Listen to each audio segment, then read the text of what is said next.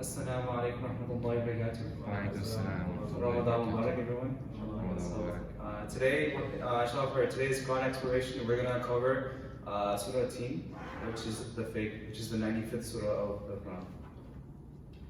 أعوذ بالله من الشيطان الرجيم بسم الله الرحمن الرحيم والتين وزيتون والطور سينين وهذا البلد الأمين لقد خلقنا الإنسان في أحسن تقويم ثم رددناه أسفل سافلين إلا الذين آمنوا وعملوا الصالحات فلهم أجر خير ممنون فما يكذبك بعد بالدين أليس الله بأحكم الحاكمين. Okay, so inshallah, وَالتِّينِ وَزَيْتُونَ, by the fig and the olive, وَالطُّورِ سِينِينَ, and by Mount Sinai, وَهَذَا الْبَلَدِ الْأَمِينَ, and by this secure city. لَقَدْ خَلَقْنَا الْإِنسَانَ فِي أَحْسَنِ تَقْوِيمٍ, we indeed have created man in the finest form. ثُمَّ رَدَدْنَاهُ أَسْفَلَ سَافِلِينَ, then we brought him down to the lowest of lows. إِلَّا الَّذِينَ آمَنُوا وَعَمِلُوا الصَّالِحَاتِ فَلَهُمْ أَجْرٌ خَيْرٌ مَمْنُونَ, except for those who believe and do good deeds, for theirs shall be an unfailing recompense.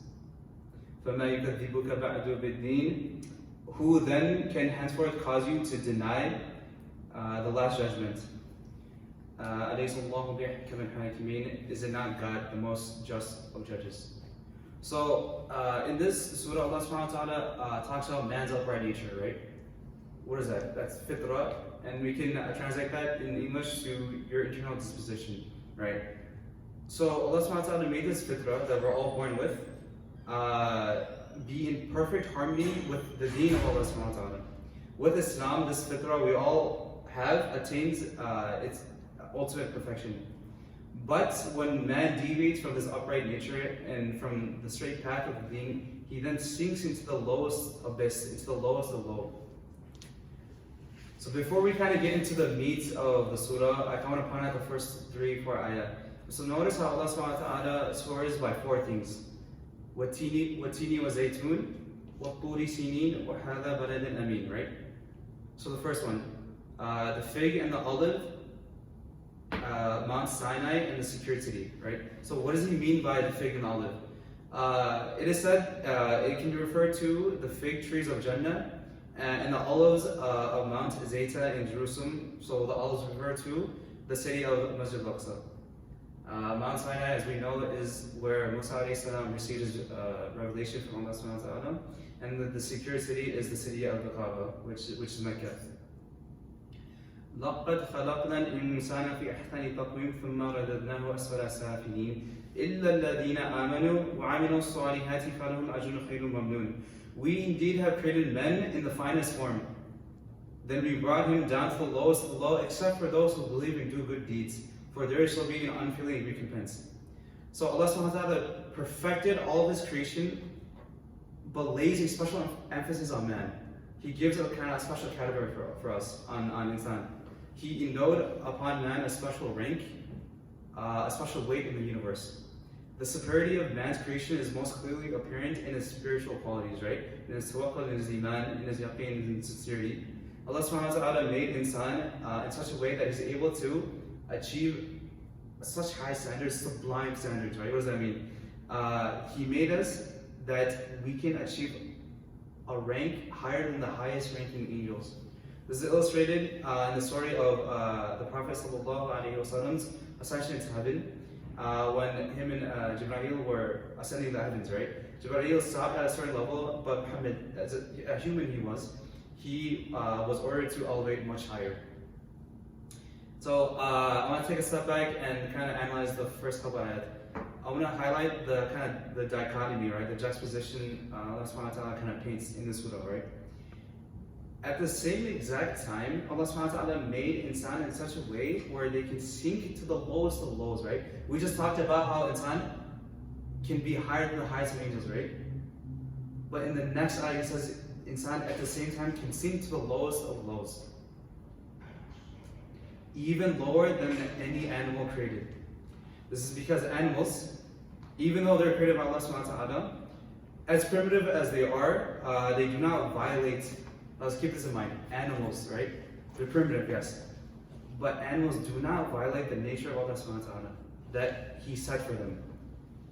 Whereas humans, who have been given the fairest form and the fairest abilities, have the capability and the capacity to do so, to violate their fitrah, right? To violate what Allah subhanahu wa ta'ala has set for them.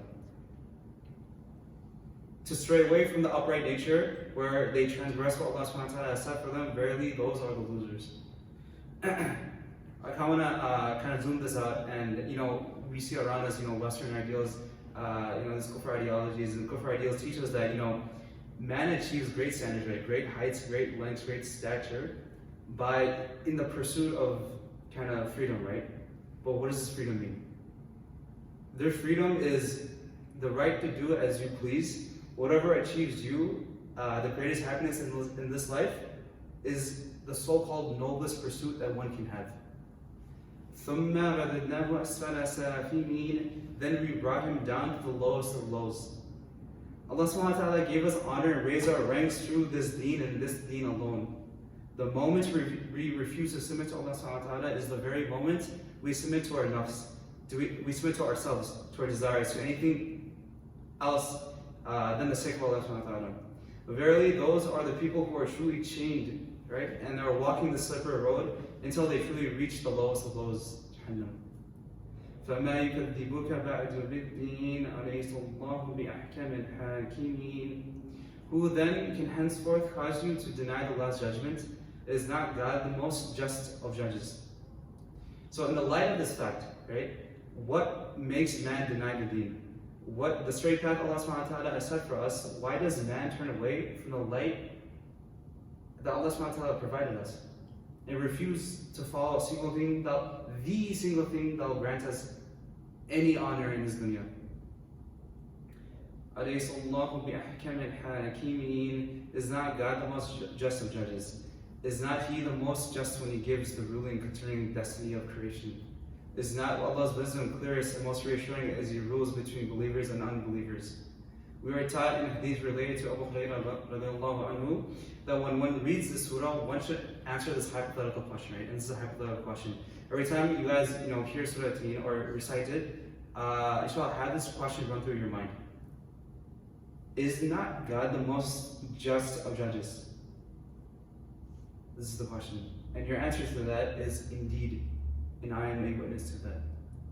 So through these ayats, the importance of this deen becomes clear. This deen is what elevates the state of man, right? The fitrah. It's what elevates us, brings us up, and is the only thing that brings us honors in this dunya. With it, we're everything, and without it, we're nothing. So, if you guys have any questions or comments to that.